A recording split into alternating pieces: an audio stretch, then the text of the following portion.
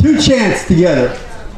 Well, first one, and you're going to raise your left hand in a fist and say, "Power to the people." Power to the people. All right. On to renewable energy and make a heart. On to renewable energy. Power to the people. Power to the people. On to renewable energy. Beautiful. Thank you. Thank you. That's what it's about. So let me just make a couple of points that I think are really important for people to walk away with today. And by the way, you really should look at this wonderful pamphlet that was put together. It has a history timeline on one page about our struggle since the state fair was closed. Very important. And all the volunteers on the committees. So, let's talk one item about the past. What's taken place on that piece of land is nothing short of robbery. It was an act of robbery that we're addressing today. And we need to correct that robbery. And the robbery was that a state fair that has been going on for 160 years, through 2 wars and a depression, was closed unnecessarily because there was a scheme afoot to privatize that piece of land and to make somebody profit. That's what it was about. And you'll see on the timeline that there were folks at the Mackinac Center for Public Policy who were talking about this. In 1996, we have to get the state out of the business of running a state fair. That's what they said. And they had to wait till 2008, the Wall Street financial crisis, to be able to convince us, oh, we can't afford this site anymore, we have to sell it. That's what happened. And as Steve Jenkins' letter will tell you in this document, it was no such thing. The fair was paying for itself, and he was arranging year-round activities for the site that would have made it profitable for the people of the state. We have, as taxpayers, been paying $1 million a year for this site. For security, for the water containment and control. For 10 years, we have been paying $1 million for nothing to be going on there. And that's robbery. That is robbery. And we should be very angry. And maybe Doug Farr should have said, not only do we have fear and love, but we also have anger. Okay? That's an ingredient. So, what was robbed from us is not only $1 million a year. What was robbed from us was a cultural coming together of the people of the state of Michigan, where we had agriculture, we had technology, we had the farm people who love their farms and love what they do in agriculture, and we have our city folks that love to come to the state fair, and there was an intermingling, and what we've always known about the state fair is that it was a great, safe place for people to build community and intermingle, and that was stolen from us. And we need to bring that back. In the Trump age today, where we talk about all this divisiveness and polarization, this was the site that could counter and build community and not give way to polarization and division. That's why it's important. Yes. So let's talk a little bit about the future. That's the past. We're talking about the future. The issue of climate change is what makes what we're doing today not just optional or not just nice, it makes it absolutely necessary. As you heard from the panelists earlier, and certainly from Doug Farr, we need to change ourselves and we need to convert the model of our existence, especially here in Detroit. I'm an auto worker. I've worked in the auto industry.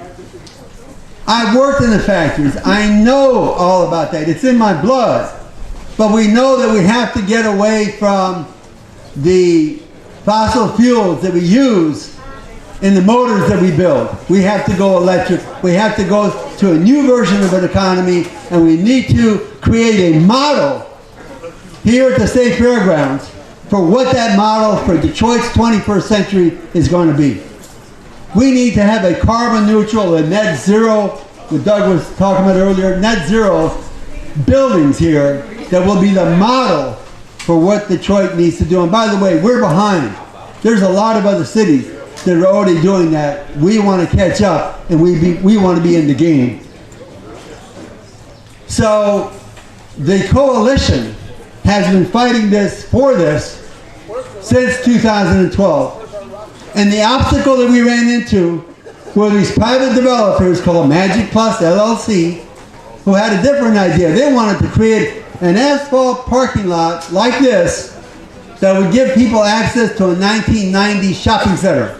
42% of the land that they proposed would be paved with asphalt. It's a no-brainer. It's a no-go. I mean, look at the shopping malls that we have that are already closed. And that's what they were proposing. And the proof of the pudding that they were wrong is that they never got the capital to make it happen. And they collapsed. And we try to tell them all along, you got a wrong model. You got the wrong model. We have to go into a 21st century model. And they wouldn't listen. But guess what? They couldn't get the financing, and they collapsed. So the state sold now the property. The 10% is going to Magic Plus, 90% is going to the city. And we have an opportunity now to vocalize what we want at that fairgrounds, and we hope the city will listen. And if they're not going to listen, we're going to create a movement that will make them listen. That's why we're here. That's why we're here. And there are a number of action steps that you can take, including liking our Facebook, including writing a letter to the mayor to let him know that we've got, I should talk about, well, what is the city proposing? Time's up. My time's up, but one more item. The city is proposing to build a factory over the site. And my response is, you know what? That's exactly what you did back in the 1980s. You built a factory in a place that used to be called Coal Town. And you know what's happening to that factory? It's closed. It's closed. You're right. It's going to be closed in January. We don't need to build a factory here. We already have a factory in place in Detroit. Why in the world would you be talking about a factory here? No, we need a world-class destination venue that will bring our communities together. Urban, rural, agriculture, and technology. Thank you so much. Thank you.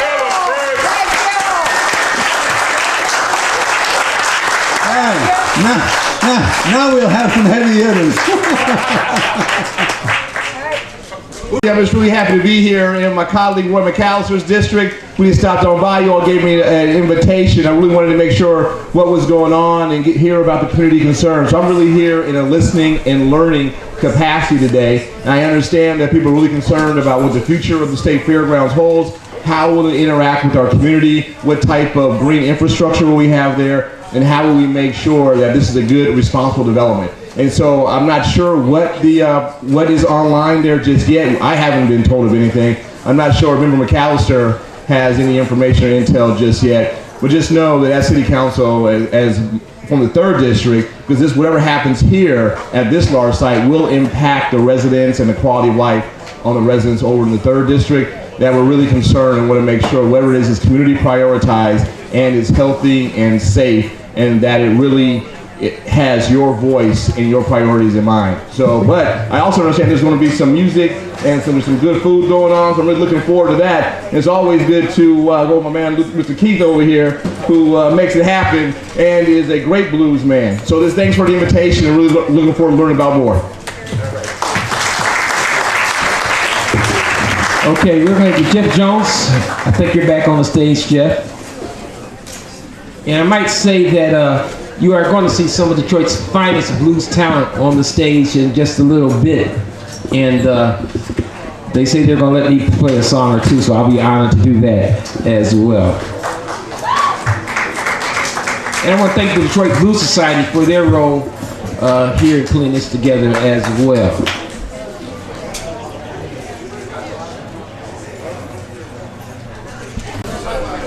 You know, I fancy myself a part-time politician, so I watch politics. I watch the news every night.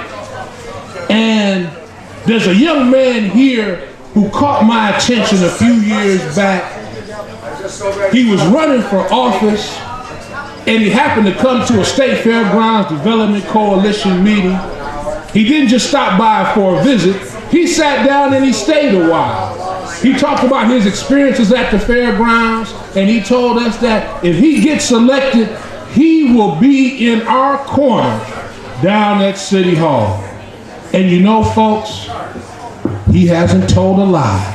He's been at our backs, he's been our support, he's been our encouragement, he's been the wind beneath our wings. You know, it's good when you have a friend down at City Hall who you can call upon, the kind of friend who knows your name, who's not afraid to stand with you when it's unpopular.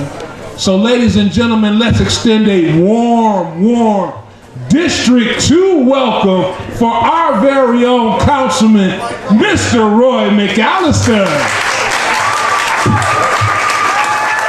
That's my councilman, y'all.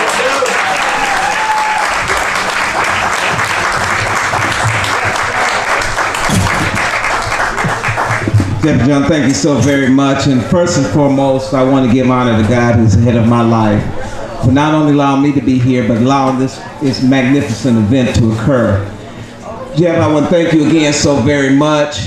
The State Fair Development Coalition, thank you very much. David Zabal, thank you very much. Luther Key, thank you so very much.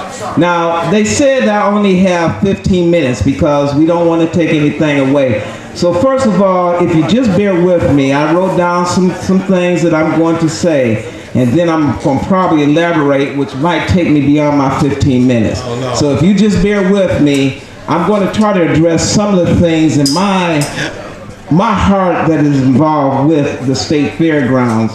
So, you know, as your district representative, quality of life is very important to me. And that's one of the things that I have been pushing as your representative. So let's talk about the geographics of the State Fairgrounds.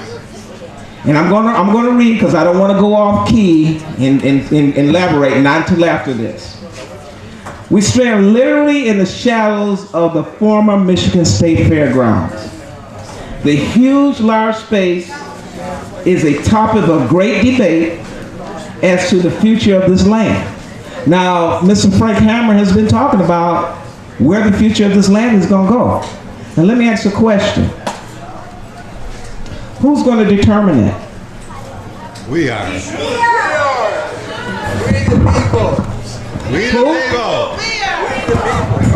I just want to make sure, because one of the things that we're doing, and I can't express it enough, is that we have to have community engagement, community involvement, as well as put in a grand project. Now, when we talk about the Detroit State Fair, it is very impeccable because of the simple fact that it bridges the gap. And this is one of the things that people don't talk about that much. It bridges the gap of Southeast Michigan. For the simple fact, this touches not only Wayne County, Oakland County, but also Macomb County. And so therefore, things are being brought forward because not only do we have an outstanding a very diverse culture, but a very diverse ethnic in the city of Detroit, in Southeast Michigan. So that's what it's bringing forth. So when we look at this, we have to start going towards how this is going to be. And when we talk about the history is what? The old State Fairgrounds, which used to bring everybody together. So these are the things that we want to look at. Now, as my colleague Scott Benson stated, We're not sure as where the administration is going with this. We have not been told.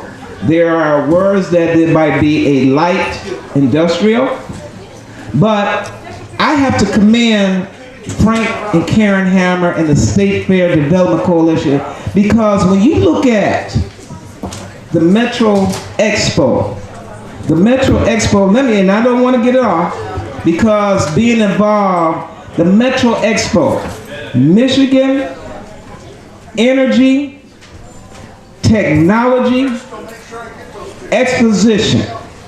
Listen to that. These diagrams that they've invested and they've looked at and they've researched covers each and every one of those issues. Energy, technology, agricultural, exposition. Okay? And then we have to look at, I heard one lady talking about, well, no, we got to think about those communities, our neighborhoods. Yes, ma'am. I was listening to you. Yes, ma'am. We have to look at that. So all that has to come forward. Ladies and gentlemen, Kim Tandy has been very instrumental in what's coming up next week is the PGA Rock Classic. Ladies and gentlemen, that is not only involved in Detroit, but it's also involving nationally and internationally. So this ground also has to look at when those folks start coming in next year and the year beyond, we want them to come to State Fairgrounds to say, when I come in, I'm stopping off at the State Fairgrounds because they have energy, technology, agriculture. They got all that stuff. That's what we want to come forward. And that's what I'll be fighting for when we are downtown, and I'm pretty sure my colleague, Scott Benson, is also going to be fighting for that. So we're there for you. We are here for you. So I cannot just get into all the things that what might be, ladies and gentlemen, it's what should be. And that's what we have to look at. Now, I also heard they talk about community benefits as I was coming in and was talking about that. Well, we just closed an initiative with the FCA regarding community benefits. Ladies and gentlemen, that is also on you. How this development is going to be structured around you. So this community benefits ordinance that is going to be specifically for the 142 acres, as well as the 16 acres that is owned by Magic Plus, is around you. So you are the ones that are sitting here talking about this and going on with it. Now, let me write down a few things. You know someone that works at Flexingate? No, be honest. Raise your hand if you know someone that works at Flexingate. Okay? How many of you know someone that helped build the stadium in downtown Detroit? Yeah, Benson, you can raise your hand constantly, but I'm talking to the residents. So one of the things I want you all to know is 60% of Detroit residents that live in the city of Detroit work outside of the city of Detroit. Look at the statistics. 70% that do work in the city of Detroit don't live in the city of Detroit. And this is important because we don't have a sales tax in the city of Detroit. We have an income tax that we rely on to pay for city street maintenance, garbage pickup, all those things that are very important to our day-to-day quality of life. And this is important to talk about this because one of the things that you're going to hear is people stepping away from things they push forward. I was there when the People's Community Benefits Ordinance ballot initiative got on the ballot. This is after 2 years waiting for Detroit City Council to have a hearing on it. It gave us a seat at the table because we knew post-bankruptcy, if we weren't in the room, we were going to end up in the same situation where we weren't going to take care of our own retirees, people that work for our city for 20, 30, 40 years. Many of them seeing thousands of dollars taken away from the retirement. The promise that we made that we would take care of them if they did a good job and worked hard. We're not taking care of our own people. And when we shift our public dollars, and I don't care if it's not a check of $1 billion that doesn't add up, that's just nuances. We gave up collecting taxes for 30 years. So just remember, every time they close another school district, a school down, or that you see something that is city related that they don't have money for. It's because we're shifting the priority away from neighborhoods. When Amazon decides, I don't care if they didn't come, but when they decided not to come here, it wasn't just because we didn't have transit, it's because we didn't have a handle on poverty. When Benson wrote an op-ed saying we have to have a war on poverty, well guess what? Poverty is here and it's increasing. Michigan, literally, Kids Count just came forward and said that children poverty in the city of Detroit's actually increased. We have water shutoffs, everything. When they say they don't have money for that, shame on them for supporting tax abatements and free. And let me tell you, it's if they didn't promise us, and when the city of Detroit council members vote for this stuff, they're also making the promise that they're going to hold the developer accountable. But when the Illich companies say to us they're going to build up housing, that they're going to put these beautiful, they come to us and show us these beautiful arraignment of like the parking lot's going to have trees and grass. Well, guess what? They got a waiver on that. It's just a bunch of asphalt. Don't let them gaslight you to believe they don't have power. They have power today. Every councilman that was up here has power today to come to the charter and to say, as a council person, I'm telling you, give me power to get us our community organization seat at the table. And let me tell you, when they say development, we don't want to hinder development. Development for who? Because it's not happening to neighborhoods. And I'm not gaslighting you. I have studied this. I've seen this beautifully happen to help Los Angeles communities thrive. I've seen the Pittsburgh Penguins, and they came in. We have One Hill Coalition that now has a grocery store because they didn't settle for less. They didn't settle and got gaslighted to believe that this is what it, no. When I see even California where they have areas where there are high rates of pollution, the Port Authority, they said to them, no more land for the for-profit Port Authority. Enough. So now they reduce emissions by 80% because the city council stood up to the developers and said, do something about it. We are going to end up in the same situation we did years ago, and you know this, when we don't choose our residents first. And let me tell you, we have something beautiful in the city of Detroit. We have land. Even if we give it to them fair market value, let me tell you, that land is so much more affordable for these developers than any other major city in the country. We sell ourselves short. The old state fairground is literally land they got so cheaply. We all know it. And let me tell you, every single major city, when they look at what we've done in the city of Detroit, they say, wow, this is amazing.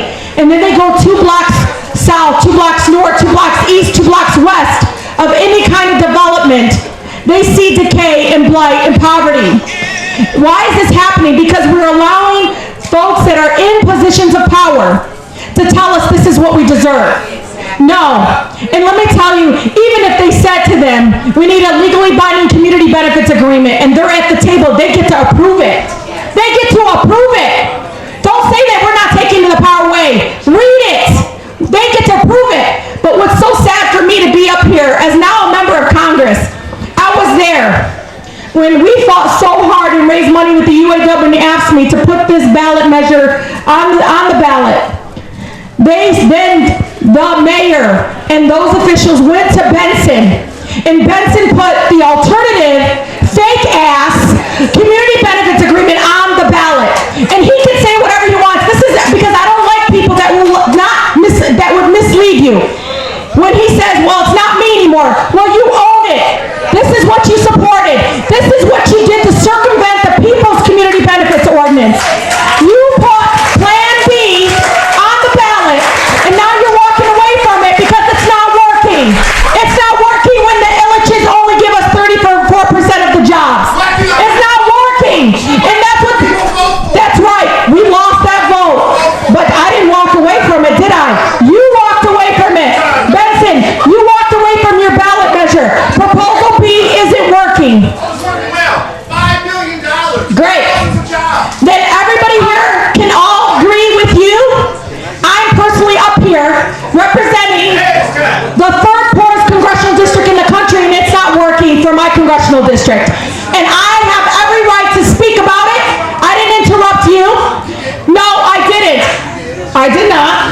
No, I didn't.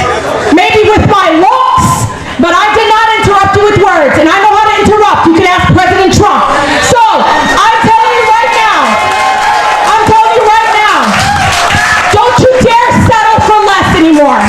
Don't you dare say, we, and when they say to us, and it makes me tear up, when they say we don't know what's best for our community. And I want you to know, these are ideas that came not only from the Hammers, but from literally whole months. For I remember 2014, they were having meetings about, we want a transit center, Rashida, at the state fairgrounds. What do you think? We have experts. Because they said, okay, they're not listening to us. Let's bring experts from all outside. They had somebody here from Chicago to talk about why something like the Green New Deal can transform something like the state fairgrounds so that works for all of us, so that we don't end up in the same situation we have now. So the people that are getting defensive and everything, the problem is we elected you to speak truth to power, to speak up. That's the balance of power. We don't need you to speak up for developers. They have enough special interest lobbyist groups doing it for them. But we need you to hold them accountable for us. You work for us. Now, we can disagree up and down whether proposal B, which is now on the ballot, didn't work. But if it doesn't work for you, and if you see your neighbor it hasn't changed for the better, then go to the Charter Commission meetings. Demand that they change the charter where it will say that you now have a legally binding contract that allows us to go to the court when there's no political will by our city council or our mayor. Because mayors and city council members come and go, but the community stays, the neighborhood stays, you all stay. You should have the power to decide the future of your community. And that includes saying the values that are in the Green New Deal, the values around how do we address real poverty, how do we get real schools back up and running in our neighborhoods, because the people that are moving here will not stay if there's no schools, there's no parks, there's no real community. I'm telling you, it's not going to work. We all know that, but we need to be able to speak it up loud and clear in unison. So yes, they had millions of dollars against us. They had bought some, and I'm going to say it, I don't care my communication director here, bought some city council members. Yes, they may have had that on our side, and they ran those ads against the proposal A, the one that was really the community benefits agreement that would have been able to get us a seat at the table. But please don't ever let them come up here and say they don't have no power. They have power. They can go up there and say, enough is enough, I will not support land swaps that recently just happened for Fiat Chrysler, which is the most polluting industry in the east side now, in the whole county. We don't even have attainment with the Clean Air Act with sulfur dioxide in Wayne County. We have some of the worst air qualities. So when people say, why are you supporting Green New Deal, Rashida? I don't know. I said, no, I want the Green New Deal to create collective bargaining jobs, union jobs, cleaner air, sustainable energy jobs. I mean, think about it. It's about time, but if anybody wants to see what it looks like not to do anything about what's happening in our climate, what's happening to our air, because this is not air that we can go and go somewhere and eject clean air into it doesn't work that way, folks. So when 1 of 5 children have asthma, when we have some of the worst asthma hospitalization among adults, when we have literally some of the school district, in Detroit Public Schools, we see statistics of absences because the kids can't breathe. They're so sick, they can't get to school. And they say, they really try to reduce the fact that this is true. These are health experts. This ain't my numbers. Right, Kim? This is real facts, information, scientists out there. When I go to school districts and I read to the kids, I always try to explain what I do. And I say to them, how many of you have asthma? A third of the class raises their hand. My staff is always like, wow. And then I say to them, do you know when I was your age, these are 2nd, 3rd graders. They're like nodding their beautiful heads and they're like, yeah. And I said, when I was your age, we go to restaurants, you know how you go now and they'll say how many people in your group, yeah, in your party. Well, when I was a kid, the first thing they said is smoking or non-smoking section. They said, you want the smoking or non-smoking section? The kids are like, what? I was like, yep, they used to be able to smoke in these areas. They used to be able to literally used to be able to smoke in hospitals, in schools, in airplanes. And the kids are like, no way. And I was like, yup. Even though scientists, public health experts, doctors said it was actually worse than the kids smoking cigarettes themselves. The secondhand smoking caused cancer, asthma. It got people sick, right? But they kept coming back, bless you. They kept coming back, why? Because the tobacco industry had more money and all these resources. This is exactly what they're doing with us about development. This is exactly what they're doing with us when they say about climate change. And you know what I tell the kids? It was one of the first bills I voted on when I was a Michigan State representative, was for the smoking ban. Boy, did they come from the casinos to the downtown developers that said, you can't do this, we're going to go out of business. Does it look like they're out of business? No. Does it look like it really hurt the job? No. You know what really hurts us? When we don't put us first. Because when we put us first, it helps the economy, helps our community, helps our neighborhoods. So I tell kids, if you had my job, what would you do? When Ariana at Pembroke Academy says to me, raises her hand, makes me cry, I mean literally, Linda, you know what she said to me? This little second-year-old raises her hand. She said, can you please get rid of cancer? And I said, baby, oh, I'm so sorry. She continues, disrupts really, she goes, because my grandmother has a hole here. She has breast cancer. She has a hole here. Sometimes she can't eat. And I'm just listening to this little girl, and more makes me want to understand that this stuff makes an impact, people. So when we are okay and turn our backs and say, Fiat Chrysler, come on in. No, this is not the same job that my dad had in the auto industry. These are not jobs anymore that people can retire from, folks. Some of our tier 1, tier 2, and tier 3 folks don't even get a retirement. It's not the same benefits. It's not the same jobs that our parents had and you all had. So don't ever allow them to come and say they have no power. They have the power to choose us. And I'm asking you all, as we fight for the state fairgrounds, as we fight for movements like the Green New Deal, that we don't allow them for any other option but putting us first. Thank you so much.